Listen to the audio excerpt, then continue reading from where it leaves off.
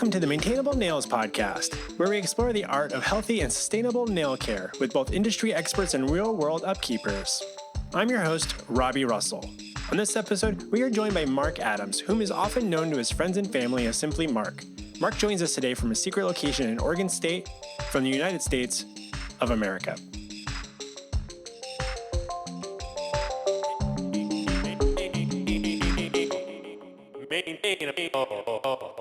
Mark Adams, welcome to Maintainable Nails. Thank you, Robby. It's good to hear you. So, as you reflect on your time on the planet, what do you attribute to be maintainable nails? Like, what sort of traits or characteristics are you typically looking for, and whether that be a mate or your own self kind of grooming? How do you approach that? I mean, I guess I'm a pretty low maintenance kind of guy, and I've always sought out others that would be the same. I know there are some guys who are really into fancy nails and fancy hair and all that stuff, but I would think that somebody who is needing high maintenance nails, it's just another thing. I don't get it. Nails, they just catch dirt and grime and they're gross. I mean, it's nice to get your back scratched every once in a while with a decent pair of nails, but it doesn't require trips to the nail salon or anything. No. Have you ever been to a nail salon personally? I have. I've not yet. And I've been curious about it. I'm very curious about that sort of experience. But during the pandemic, like, is that my first experience that I want it to be? Or is that actually the best way to go about doing it with a mask where they don't have to see my uncomfortable facial expressions? So the first time I went was before I went to Burning Man for the first time, 2015. And I went with Carly.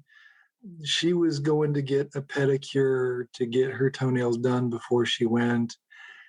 And I thought, sure, why not? I've never had that done before. And she was extolling the virtues of having somebody, massage your feet, and it feels nice. And the nail polish itself is just kind of a side thing. But I was kind of indifferent to it, and it seemed like it might be fun. So I went and got a pedicure before Burning Man. And, as somebody who, I'm a bigger guy, not just tall, but a little bit overweight, and reaching my toes is it's not fun. And making the effort to bend over and clip them and file them and yada, yada, yada. Pedicure is not expensive. I forget how much it is, but as an occasional treat to let somebody do that obnoxious task for you, it wasn't so bad. But that said, that was the first time I went to Burning Man, and I've been 3 times now. So it's become a bit of a tradition for me to go to the salon and get my toenails done before I go to Burning Man.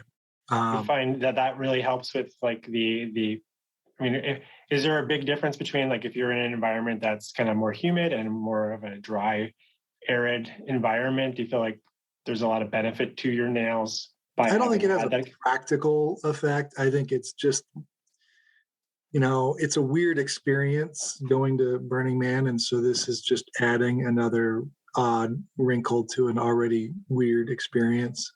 Last time I went was 2019. And I don't remember exactly why I decided to wear a kilt that day, but I was doing some Burning Man prep, and I dragged the kilt out of my Burning Man box of gear and was wearing it around and making a few trips. And I thought, today's the day I'm going to go get my toenails done. And it wasn't until I was walking into a nail salon in my kilt, I see where this is going, that I thought they might be a little bit weirded out by this giant dude in a kilt asking for somebody to do his toenails.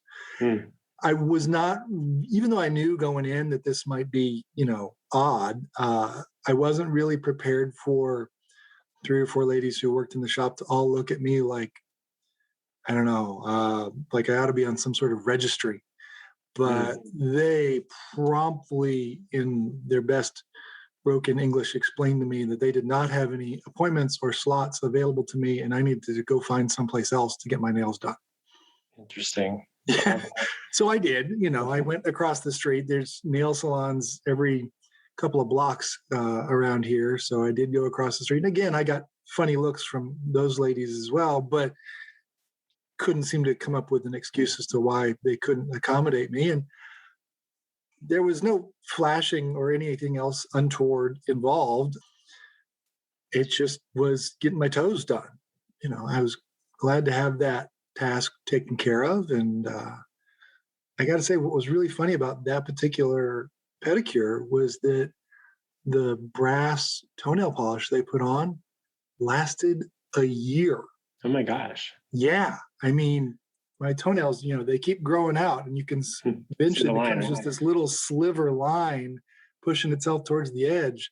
But it was a full calendar year before the very last of that got clipped off. And it was kind of a sad reminder that it had been a year since I'd been able to go to Burning Man, and now it's 2020 and it wasn't happening. And it was just another aspect of recognizing the situation we were in COVID 2020. It's an interesting point there around seeing the progression of time, kind of like it's not unlike counting rings on a tree. No. I know that there's the Falwell theory of maintenance where they talk about how, or is it Falwell's law? I forget the exact definition of it, but somewhere around there was this approach where to sequence the seasons that they would paint their toenails every quarter, every few months or so, or every 2 or 3 cycles of the sun and moon cycle, so that way they can tell know what time of the year it is, and based off of the color of their nails. That seems to be a pretty odd reference point, but we all do weird things, I guess. I know that you have children, and no judgment on that one way or another. I appreciate it. In a pandemic, I'm sure it's been a fun challenge. But nail care for children, they're not able to, assuming your kids are not old enough to yet take care of their own nails or take themselves to get their toenails done or what have you. How do you approach that with, they have itty bitty nails. And so is it like a one clip type of situation, or is it there's still quite a bit of an effort? It is quite an effort. For whatever reason, little kiddos, and I've got almost 4-year-old and an almost 1-year-old. And I don't know what it is about little kiddos, but they seem to think that if you're going to cut their nails or their hair, it's going to hurt, as if this was a part of their flesh and body. And they fight and resist as much as they possibly can anything in that regard. My wife, she does most of the nail maintenance for Gemma, who's our almost 1-year-old, and finds that the best way to get that done is when she's nursing. There's something about a nursing kid that's just super relaxed and chill and will let you clip their nails, and they won't fight you too hard in that moment. But otherwise, they're just, it's like wrestling a bobcat to get their nails clipped. But I've always taken the approach that I got this advice from a friend of mine with a little kiddo: bite them off. Most people think that biting fingernails is really gross. It probably is, but little kids' fingernails are just so soft. You can just stick it in your mouth and kind of nibble on it and get that thing nice and smooth and trimmed off. And for whatever reason, they let you do it. I think I'd freak out if somebody tried to trim my nails that way, but that's a whole nother story. That's interesting. I know that kids are constantly putting their hands on things and touching things, so you have to obviously be worried of the germ factor there. But at the same time, kids eat food off the ground sometimes, and I don't understand that. Like, that's the part that's really hard for me, why I don't have children yet. But kids are gross little things. But I've always been a bit of a believer in the science, and the science says that the human mouth is one of the grossest places there is. So I'm pretty sure that between their fingernails and my mouth is probably germier than their fingernails. And also because of their proclivity for picking strange things up and putting their hands in places where they shouldn't, they wash their hands more than you can imagine. So I'm pretty sure that I'm winning that equation or whatever.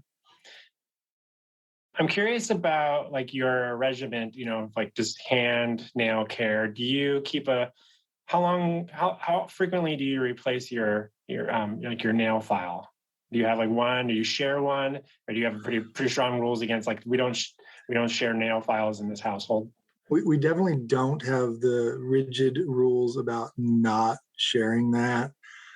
Again, I think that just falls under the low maintenance aspect of things because, she came into the relationship with hers and I came into the relationship with mine, have separate sets, but I think they get shared and intermingled periodically. We've got our own stuff. That's interesting. Do you keep like a separate set? Like I think when my fiance and I met up, we each came with our own and have since been able to at least been able to allocate. I think mine ended up in the travel kit, like of stuff that we're taking when we travel. So I forget about mine the way, because I actually have a nail clipper that I've had for probably a good almost 20 years. And I forget about it until we go on vacation. And then I'm like, oh, I forgot about this. I remember getting this that one time I went to visit Ashbury and I stopped into a Walgreens or something like that. It wasn't. So I think in that sort of capacity, it's like you can leave those little delights for your future self. Like, you don't have to just toss them out because now it's redundant to have two of them in your bathroom, what have you. Or if you have multiple bathrooms, do you keep one in each bathroom? Do you keep it for guests? Do you invite guests to use your files if they ask for one? Like if you have in-laws coming to visit, whatever, how do you handle that sort of situation? Yeah, I would have no problem with sharing. I mean, also we use the steel variety of nail file. I just don't get the whole emery board thing. And I know that when you go to get your nails done, they give you your own set of emery board and all the other equipment because technically it's not hygienic to share this stuff, but I don't understand that fixation on it. But yeah, I can't imagine that a diamond dust coated piece of steel is going to harbor any significant risk to disease when it sits there for weeks or a month at a time between use. And this is a bathroom. It's covered in all kinds of other objects.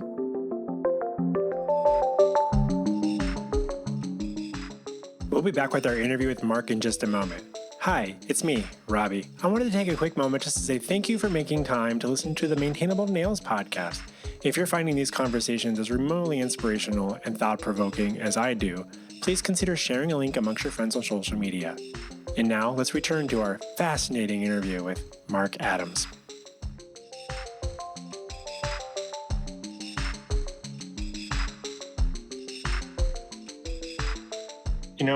A curiosity that I have about nails, and I appreciate you kind of talking about the children's situation and how you're able to just bite those off with your own teeth.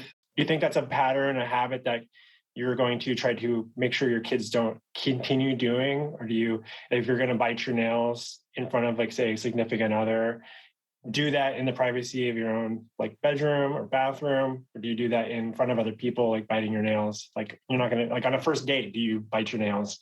Yeah, no, I'm not a nail biter. I've never been a nail biter. And I presumably the kids won't become nail biters because of this occasional trimming methodology. At some point, they'll become big enough to take care of their own nails. I do know that there are some kids who are nail biters. I've always thought that was gross and or just dangerous. People who are nail biters tend to bite them down to the quick, to the point where it bleeds and hurts. And you'd think people would just learn not to do that, but they make special spicy nail polishes or whatever to break that habit, right?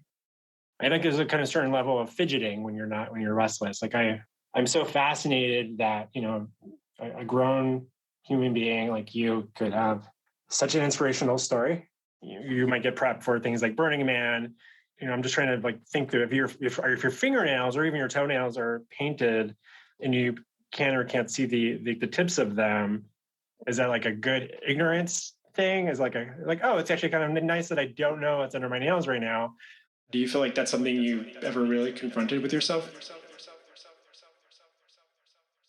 I think I approach this more practically. It's good to have short nails when you're going to such a dirty environment. They're going to trap less stuff, and it doesn't really have to do with seeing it. I mean, you'll still notice if you've got grime under your fingernails, whether they're painted or not. So yeah, just going to that kind of an environment with shorter nails is going to help you out. Thank you so much for joining us on Maintainable Nails. Robby, thank you so much. Take care.